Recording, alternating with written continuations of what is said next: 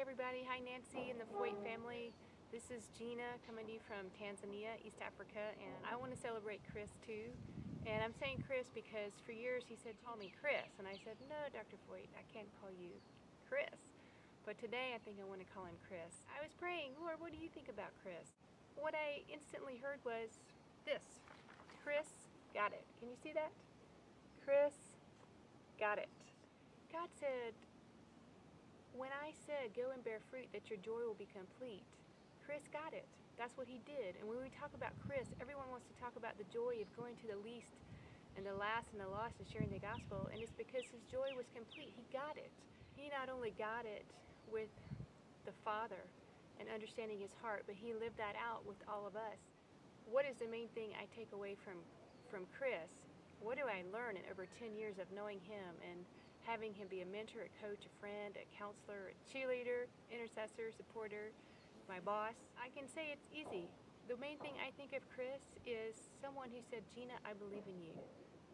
From the very time I began to share with him about who I was and where I thought God was leading me, to the point of being now on the field and everything in between, the message I got from Chris is, Gina, I believe in you. And that, I think, is what Nancy could say. Chris believed in her. His children, Jennifer, Sean, Kristen, and Heather, you can say he believed in you. And all of you that know Chris, I think you've had encounters personally where he looked you in the eye, listened to what you said, and he believed in you, and that is a great testimony. That is something to celebrate. When I was deciding to go to the field in 2004, I was really nervous to go and tell Dr. Chris, because I was like a broken record. And, you know, some people can say, oh yeah, there she goes again. We'll see what happens this time. But not Dr. Chris. I was crying, you know, on the way and even when I left, but the tears going were because I was afraid, and the tears leaving were because I was so affirmed. After I met with him, it was like he couldn't support me anymore. He was so encouraging and so affirming and so confirming throughout all the different seasons, and even now on the field, he's been here twice. I mean, to be on the field for 3 months and have your mission pastor and his wife come with the team, which missionary gets to enjoy that?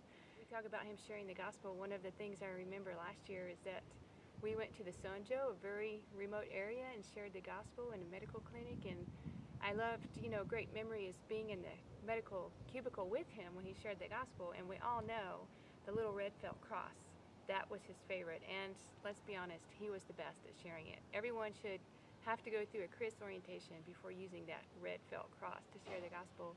Well, I thought, why don't we have people go into counseling instead of hearing the gospel in both places, because we're running out of time. And I proposed that in my finite wisdom to my leader, Chris, and he just looked like he had lost his puppy, and he said, Gina, could I please share the gospel? I still want to share the gospel. And so, yes, Chris, you can share the gospel. And we continued on, and I shared the cubicle with him, and it is something I will never forget. Another way Chris got it was with his family. Chris got it with Nancy and with his 4 kids. He was the most amazing husband and father. They love and adore him. What better thing can you have to leave behind than a family like the Feucht family? I mean, what man can shape a family like that?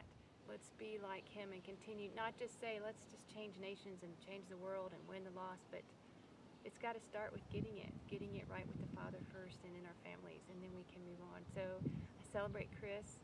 He is always believing in me and you, I know that. And I celebrate that his joy is complete and the Father is very joyful with him now. So family, I love you, I bless you, and I'm praying for you. Bye.